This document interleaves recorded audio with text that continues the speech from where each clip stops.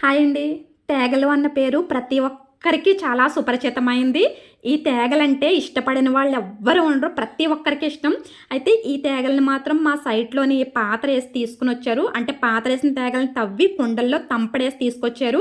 ఇవి ఎక్కువ రోజులు నిలవ ఉండాలి అంటే ఈ రకంగా కంప్లీట్‌గా ఒలిచేసుకొని ఓవర్ నైట్ మంచులో పెట్టి అలాగే నెక్స్ట్ డే మార్నింగ్ ఎండలో ఉంచితే 1 వీక్ వరకు పాడవకుండా, జిగురు లేకుండా సేమ్ ఫ్లేవర్‌తో ఉంటాయనేసి ఈ రకంగా చేస్తున్నాము.